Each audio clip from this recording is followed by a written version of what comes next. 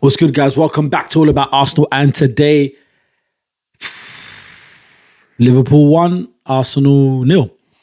1-0 to the Liverpool. I'm sure their fans are probably cheering. And as you can see from our facial expressions, not too happy about the match in regards to the result.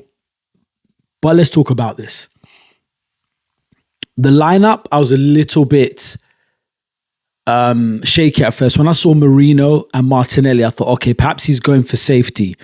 Marino being a number 8, a box-to-box, perhaps they learnt from what Newcastle did to Liverpool, because when Liverpool played Newcastle, they dominated that midfield.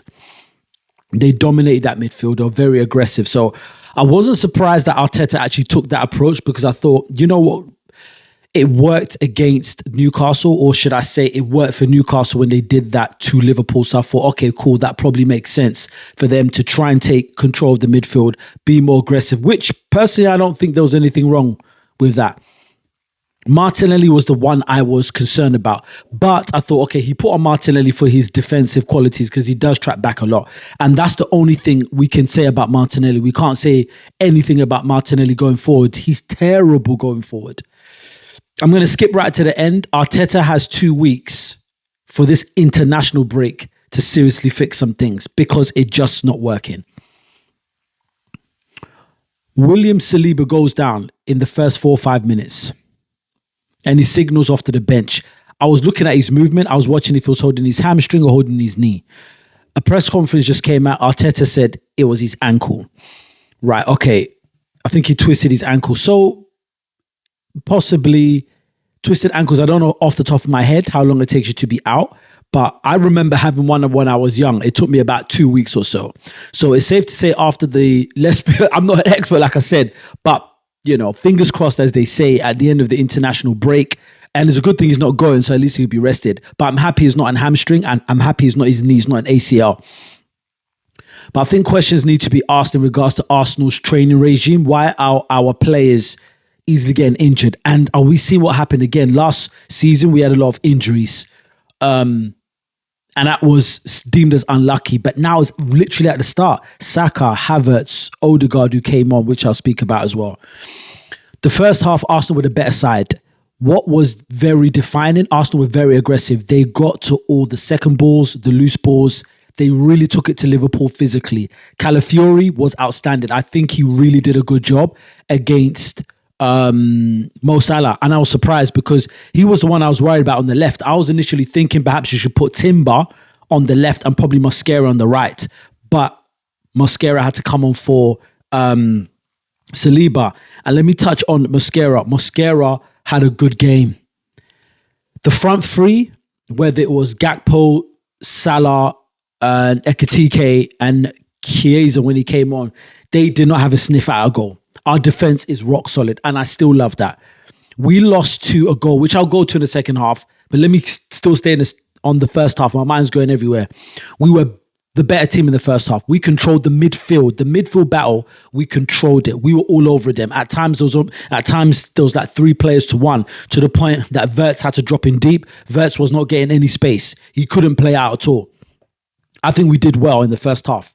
We did have shades, flashes where we could have done something, but we just lacked that quality in the final third, which has come to cost us at the end.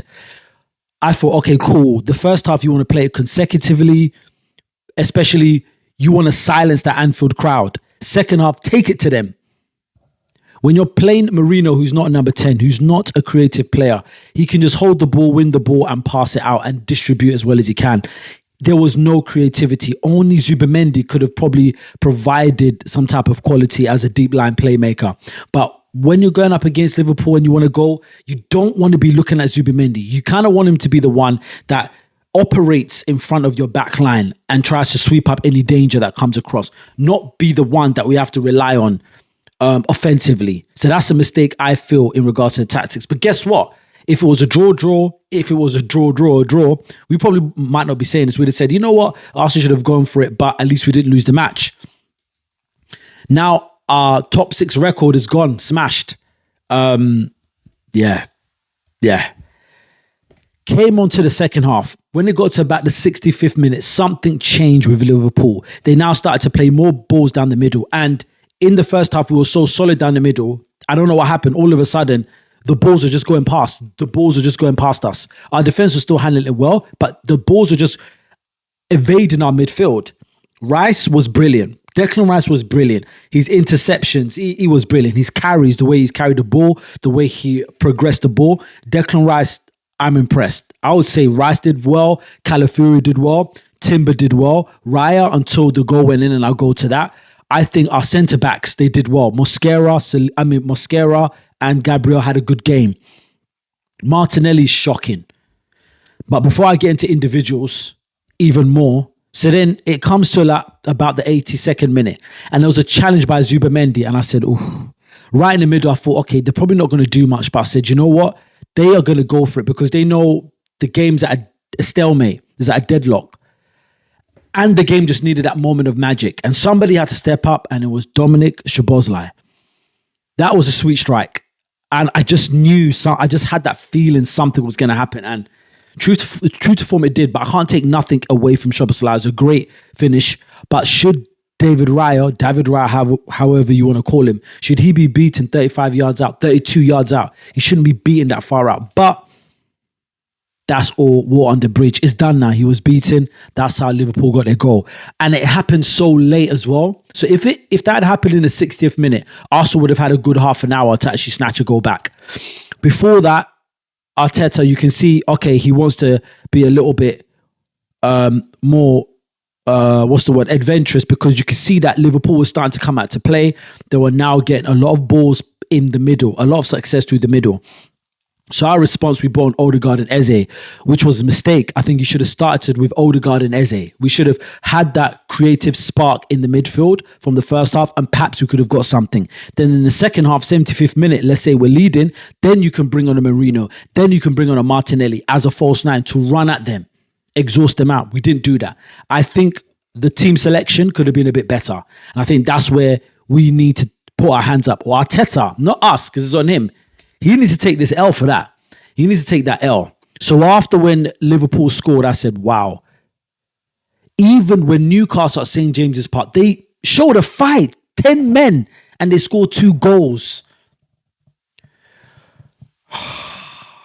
Then you brought on Eze. Eze was impressive. There was one part when he was in the final third, he should have shot, but he didn't. But besides that, he was creative. As soon as he got the ball, you can see he was trying to operate in those inside areas, something that Szoboszlai wasn't used to. And you can see from there, something was opening up. So we need to start Eberici Eze more. Get rid of Martinelli, man. Stop playing the guy. Play him against Port Vale. Play him against Preston. Don't play him in these high-profile matches. And I know people are going to say because he tracks back well. Then teach Eze to do the same. That's it. Track back well. Learn your defensive duties. But offensively, Martinelli is not it. The only reason why I think you probably put Martinelli is because he tends to have a lot of success with Liverpool. Today, he was abysmal. He was the worst player. Let's go to our number 14, Victor Gyökeres. First half, he had one good flash of hold-up play. Passed it back to Rice or Zubamendi and they tried to get off a shot. I can't blame Gyökeres. He wasn't getting no service at all. He was starved of service. He made a good run in the first half. Martinelli should have released the ball. He didn't. He does the same stupid things as he does. Running like a headless chicken. Runs all the way to the byline. Doesn't know what to do. That's it. We had set pieces, but guess what? The set pieces were on Declan Rice's, how can I say? He was taking it with his other foot. So they were out swinging corners. There was no Saka, no Odegaard at the time to do in-swinging corners. Shouldn't we have thought, let's start Martin Odegaard? So even if we're getting set pieces, right, from the right-hand side, a left-footed player can bring in an in-swinging cross. Declan Rice can only do it on the left-hand side because he's right-footed. Tactically, defensively, we were awesome. If there's any takeaways to take away from this game or anything to take away, defensively, we were solid. Liverpool did not have a sniff. I do think we could have been a bit braver, but I think the team selection was slightly off. Odegaard should have started. Even when Yeri should have started, especially on those corners, because the first half we had about 4 or 5 corners. 3 out of the 4 would have been great for a left-footed player like Odegaard or Saka, but obviously Saka wasn't playing. Those in-swinging corners could have caused more problems. We didn't. Declan Rice was taking either side.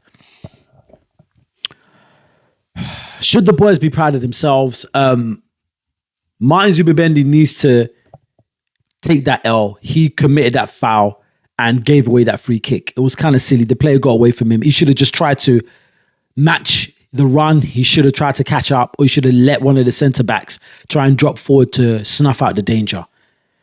I was pumped up about this match. I definitely thought that Arsenal could win, but we didn't play the right formation to win. Do you understand? Some people are saying Arteta's tactics. I think it was the choice of players. Because if you had played Eze's more attacking minded. He would have gone forward. He would have been trying to attack. He would have cut inside. Martinelli cannot even come. Oh my gosh. He will get the ball passed back. And how many times will we pass on the ball back? Move forward.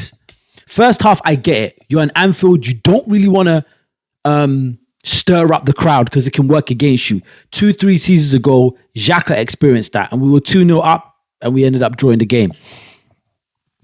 To lose our big 6 record of no losses, well, you know what? It was bound to come to an end, but it shouldn't have ended like this.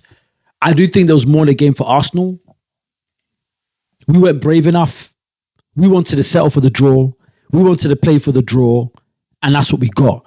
So I say like this, let this be a lesson to Mikel Arteta. Fair enough, you want to be defensively sound, but don't lose your creativity as a result. Mourinho couldn't create. We did get the ball out in some good places, good spots. First half, Madueke did have some luck against Kirkez. That was a decent battle. He was only the bright spark. He looked a bit clumsy on the ball at times, but at least he was the one that's trying to do something. Oh man, this was not good, man. We could have got something out of the game. And yes, it's early, but you don't want to go back and looking back and thinking, you know what, we could have got something. But the consolation is we did not lose to a fantastic Liverpool side. Liverpool didn't play sublime football. We're not much of a threat to us, let's be honest. It was a moment of magic. So losing to a moment of magic, I can live with that. But so earlier on to give Liverpool the upper hand and for them to have the perfect record, they now have the psychological advantage going into the international break. Was that an opportunity missed? Gooners, let me know. Oh man, we could have done better, but it is what it is. You know what? It's done. The season by all means is not lost. We're just 3 points behind and anything can happen. But now Arsenal have to be more clinical, and I think Arteta needs to take off the reins a bit. He needs to allow them to play football. Because why bring on Eze if you're not going to allow him to play? What? And this was a debate I was having in my Arsenal group chat with my friends. What Premier League manager leaves Eze on the bench and starts Martinelli ahead of him? I think this will be the last time we see that. Martinelli should only be playing in Carabao Cup matches and FA Cup matches, the earlier rounds. Because he's done. He is done. I don't know what type of relationship they got where he cannot just say, this boy ain't good. Someone was saying in my group chat, because if he takes him off after 60 minutes, it will affect his confidence. Bun one guy's feeling. What about the whole team? That left-hand side is the worst I've seen. That was the worst performance from Gabriel Martinelli by far. And this should be the last time he plays. But anyway, guys, let me know what you think in the comments. Was this a missed opportunity? Was there any positives you could have taken out of the game as a Gooner? Until the next video, peace.